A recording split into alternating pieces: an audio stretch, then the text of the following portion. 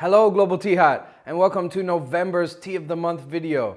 This month's issue is all about incense and especially aloes wood, which is a friend of tea. So I thought I would burn some really nice aloes wood, much like we sent you this month as a gift, and drink this month's amazing oolong calm fragrance as we discuss and learn more together about this amazing tea.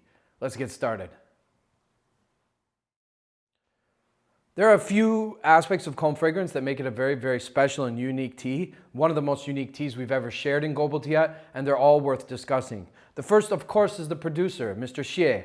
And talking about Mr. Xie actually opens up a huge conversation about the quality of Taiwanese tea, the nature of Taiwanese tea and how it's produced, and allows us to learn a little bit more about that production. And that's kind of important. Mr. Xie is a very dear brother and friend of us here, and those of you who have been in Global Tea Hut for any amount of time will be very familiar with him because he donates teas to Global Tea Hut quite regularly, and he's been featured in the magazine. He's also, we've interviewed him in videos and talked about him in other videos, so there's plenty of information out there for you if you're joining Global Tea Hut now to go learn about Mr. Xie. Mr. Xie's farm is in Mingjian, which is one of the lowest altitude locations in Nantou, the central part of Taiwan, where Ball Oolong comes from. And because it's at such a low altitude, the yield is much higher. So farms in Mingjian can get up to 6 harvests a year. And traditionally, they've also been machine harvested and machine processed, which also increases yield and decreases cost. So the tea from Mingjian traditionally has been a lower cost, lower quality kind of mainstream tea, often geared towards like RTD, ready to drink markets, which means like tea bottles in 7-Eleven, etc. like that, the mainstream. Now, there is an idea that is promulgated by a lot of vendors of Taiwanese tea and by Taiwanese themselves. It has definitely got into the mainstream consciousness that altitude and quality are commensurate. And there is some truth in that, but it's also misleading. There's a lot that goes into the quality of a tea, and the altitude is just one factor. And having tea grow at a very high altitude definitely, especially when it's a Qingxing varietal, it can result in very nice quality tea for a lot of reasons. But there are a lot of factors of what goes into quality in tea, and it also depends on who you ask. Some people, the most paramount feature of quality when they're talking about tea is the flavor. For others, it's the qi and the connection to the land. For others, it's also, you need to include the environmental impact, the footprint of the tea. For us here at Global Tea Hut, that's a very, very important criteria in the quality of anything. We try to reduce our environmental footprint in all aspects of our life, in our food, in our clothing, and in, of course, our tea. So, producing tea in harmony with nature in a non-destructive way, in a sustainable way, so that tea lovers of the future will also have tea, is one of the main criteria for us here at Global Tea Hut. All of the teas that we send out every month, 12 months a year, are all clean, agrochemical free, and they're all produced by farmers who love the earth. So this really complicates things when you're talking about tea. There is sometimes this idea that you can read about and listen to when you travel to Taiwan, or when you read the websites of vendors of Taiwanese tea, that their teas are somehow artisanal. This word artisanal is extremely misleading.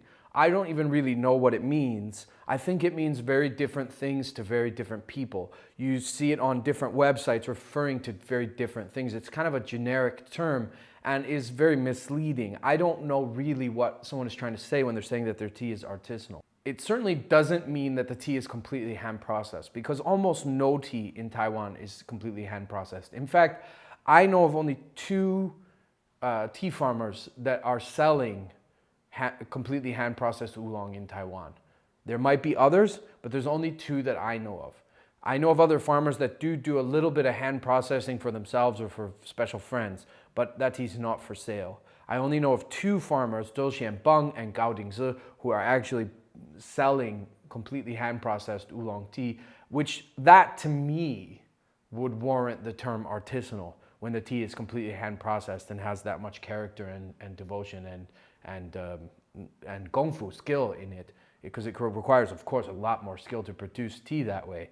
And that will be, of course, reflected in the price of those teas. The hand-processed teas are very much more expensive than machine-processed teas. In Mingjian, where Mr. Xie is, the tea is also machine harvested. That would be the difference between it and the higher altitude farms in central Taiwan, in Nantou. They are, one could say, semi-hand processed in the sense that they're hand-picked and then they're processed by machine, whereas the tea in Mingjian is machine-picked and also machine-processed. Though calling that artisanal also can be misleading, because the down-to-earth really fact of the matter is that yes, it's hand-picked and that does keep the leaves more intact, but it's hand-picked by a bunch of people who are paid to do so, and they're out in the field working for money. They're not imbuing every leaf they pluck with love or care or concern. They are out there to earn money for their families. It's a very industrial operation, and they're paid by the weight, so they're often moving very fast. And then the tea's brought and machine processed also in a very industrial way. There's very little, if you go and watch this process, there's very little about it that one could call artisanal.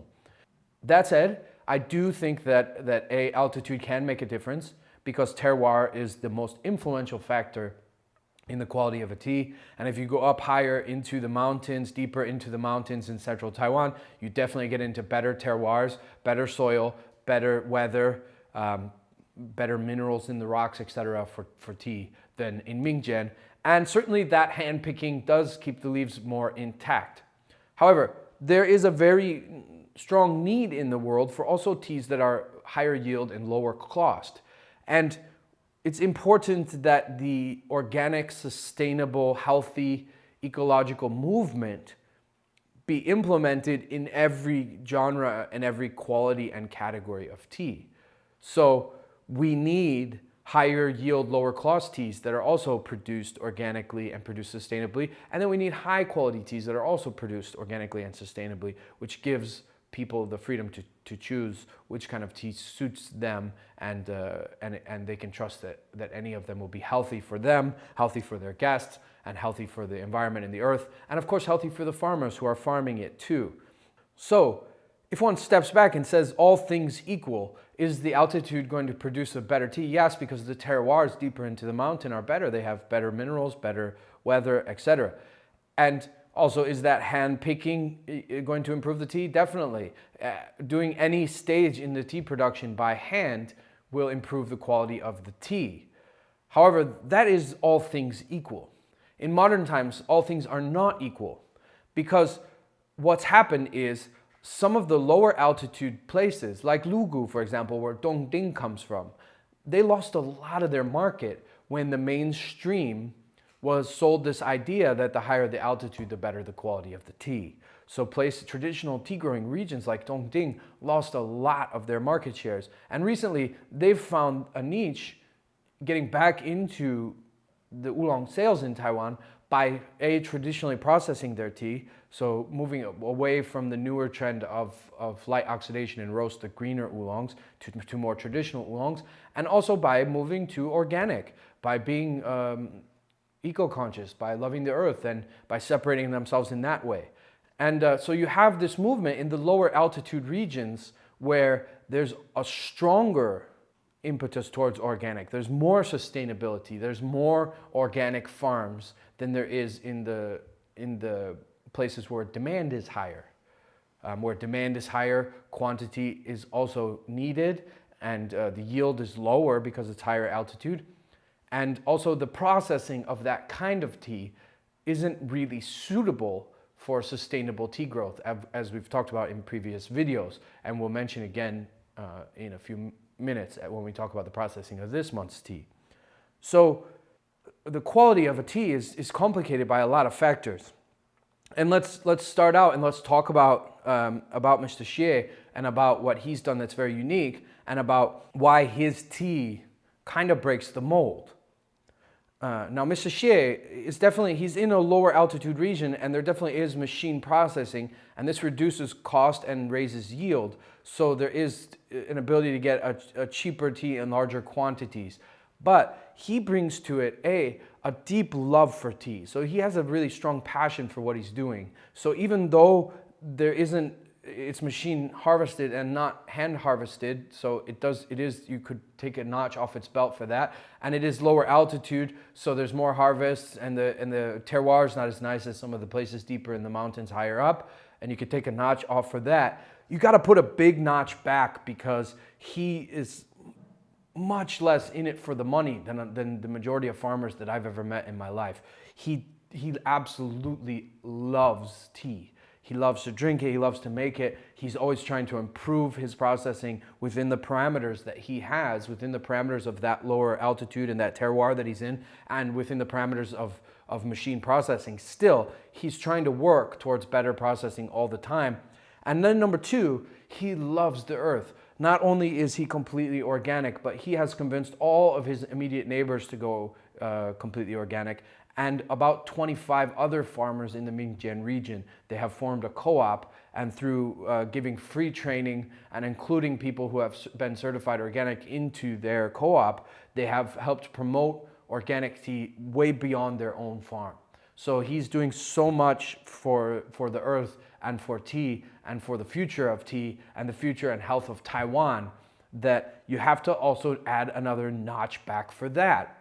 And for me personally, it's often the case that I would rather buy a simpler tea from a pure-hearted person who is honest and upright and loves the earth and loves tea than a tea that might taste better but is produced by someone whose heart is in it only for the money and whose relationship to nature is not a positive one.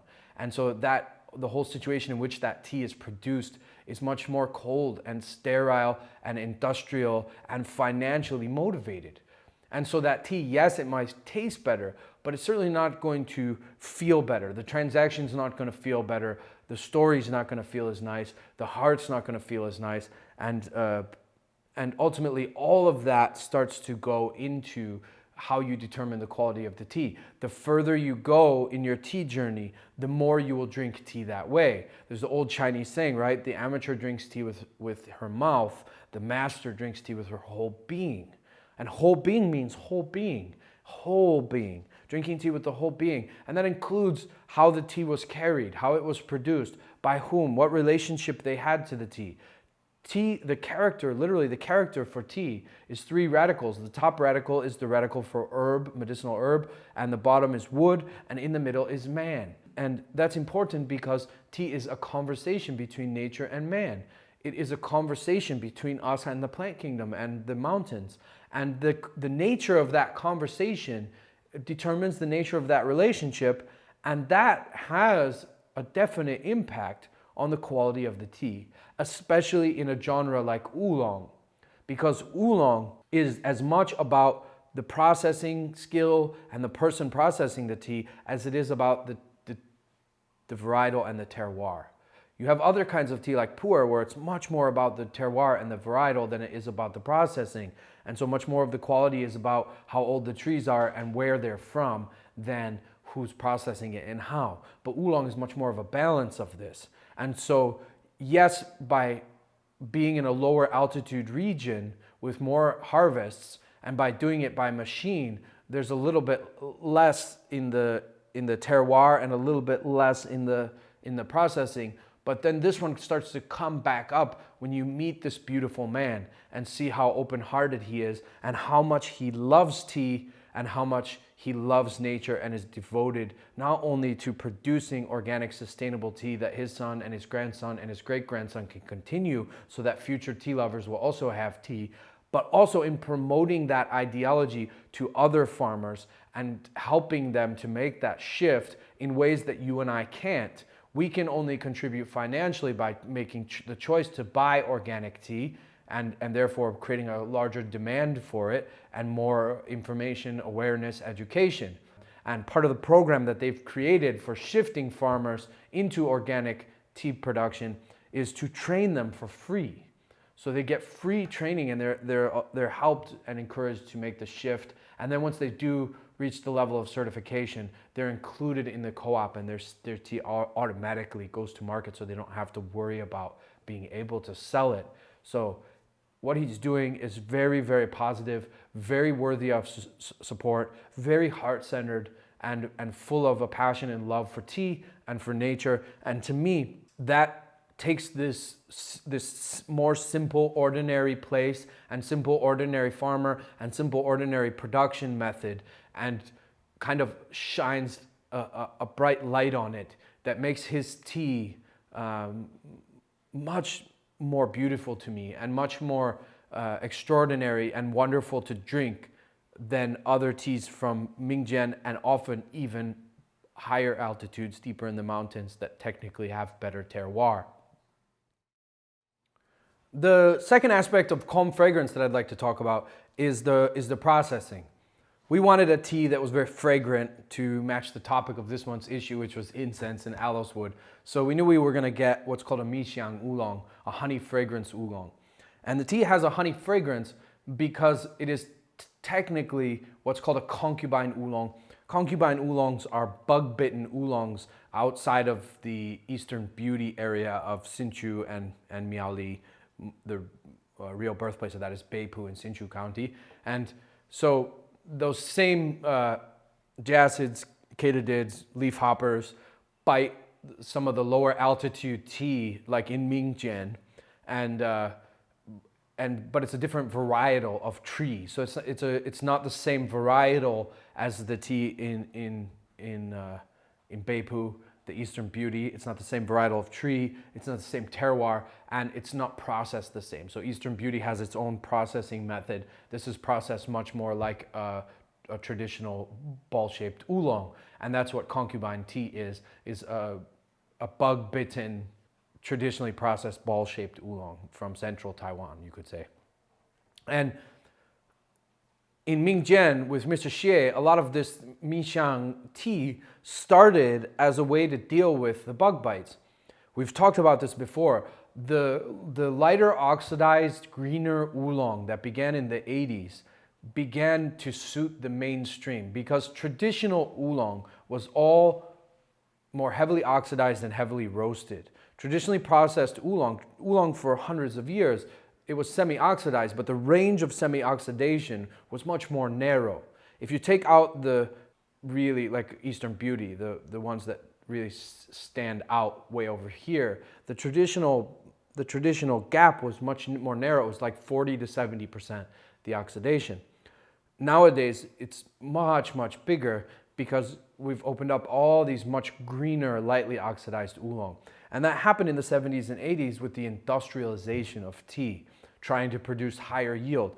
Traditionally processed oolong has a narrow margin of error, so you downsort more tea, and if you misprocess it, it turns out actually not very nice. So it also requires a lot more skill to produce and has a much more narrow margin of error and takes decades of training to do. They needed industrial tea that they could train employees in a matter of months, that they could develop machines to produce, and that the margin of error would be much more wide so they don't have to downsort a lot of tea. And then also traditional oolong requires some skill to brew, some gongfu to brew, and this lighter, greener oolong does not. It's easy to brew. You can put it in a mug or any kind of tea vessel and it turns out nice. You don't have to worry about the temperature or the amount or anything. Any of the aspects, it usually just turns out very fragrant and nice. You can misbrew it, but it's a lot easier to brew. So it was much more suitable. It's also much less sustainable though, because when a bug bites tea, if you look at the bug bites on a tea leaf, you'll see that there's red around the hole where the bug bit. That's the tea leaf starting to oxidize right there on the bush. And when you want very lightly oxidized tea, you have to keep the tea leaves green. You can do this organically, definitely, but it takes a lot more work and it can't be done in such high yields. So pesticides are almost required in that industry. So traditional processing was also adapted to account for the fact that some of your leaves are going to be bitten by bugs. So the traditional processing of oolong included that natural phenomenon, the natural cycle of nature. Sometimes some bugs are going to bite some of your leaves. They of course won't decimate tea because tea produces tannins that protect itself. And so there's very few bugs that actually enjoy eating it. The reason that a lot of tea plantations today face more of an insect problem than before is because they completely destroy the ecology of the mountain. They deforest it to make their tea plantation. And when there's only tea plantations, there's not really a choice for the insects. They don't have anything else to eat. Given the choice though, they will definitely choose other plants over tea. So if you have biodiversity, you don't have to worry so much about insects. They will never destroy your crop, or if they do, it would be very, very rare, far and few between. So traditional oolong processing accommodated the bug bites in the leaves. And those bug bites also happen more at certain times of year than others. In the lower altitudes like Mingjian and up into Miali and Hsinchu, where Eastern Beauty come from, it's usually in the summer. It's the late spring, summer leaves that are bitten more by bugs. And that tea, they figured out ways of processing that was an adaptation to suit those bug-bitten leaves, to bring out the flavor of those bug-bitten leaves. They realized that the saliva of the bugs interacts with the chemistry of the leaves, starts them oxidizing before they're even picked, and that if you enhance this quality, you get this beautiful honey fragrance that's there in Eastern Beauty and also in concubine tea like this month's. And so this kind of processing, you could say, is very environmental and very much tea, because it's about the farmer adapting his processing to suit the nature of the leaves, as opposed to dictating what he wants from nature, right? Because a lot of our environmental destruction is caused by that, dictating what we want from nature, as opposed to being grateful to nature for what she gives us, and also adapting ourselves to nature instead of trying to adapt nature to us. There is, of course, a time and a place for humans to manipulate, change, control nature towards our own benefit. That can happen. It can happen in beautiful ways. But doing it wanton, without regard or concern for the future or understanding the balance of things, has obviously caused us problems, and will continue to cause our descendants problems into the future, because we are not leaving this world in a better state than we found it. So we have to start being more conscious of the ways in which we work with nature, and responding and dancing in a way that continues sustainability and harmony into the future, so that future tea lovers can also have nice tea to drink. And this is one method where that can happen very beautifully. This honey fragrance tea is not only a dance between the fact that when you go organic, you're going to get bug bites on your tea, and then responding to that, and instead of seeing that as something negative, turning it into something positive and creating this honey fragrance oolong, which is even sometimes more delicious. So doing this is really beautiful and very much in harmony with this month's issue, which is about incense, because this honey fragrance is amongst one of the best fragrances that one can find in tea. There are, of course, wonderful fragrance in every genre of tea, from green and white to even lightly oxidized oolong, but honey fragrance is a special one, and it's one that a lot of tea lovers appreciate very deeply when they get the chance to try it. The last aspect of calm fragrance that I want to talk about today is that what's really cool is Mr. Xie has donated a lot of teas in the past to Global Tea Hut, but this was the first time that we actually worked together to create this tea. Calm fragrance is a very unique creation of myself and Mr. Xie, working back and forth, him sending tea samples, me tasting them, then going and talking to him, asking him what he felt, because he obviously is the master here, not me. If there are going to be any tea masters in this world, then it's definitely the farmers, not those who sit around and drink it. And so it was me like asking him, and then him sending more samples, and us just working together over the course of many, many weeks with different batches of tea to try to get what we wanted.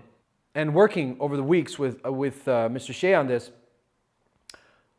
brought to mind an analogy that helped me to understand the relationship between oxidation and roast in oolong tea, because they do have a very strong relationship. And but this analogy really only works for traditionally processed oolong.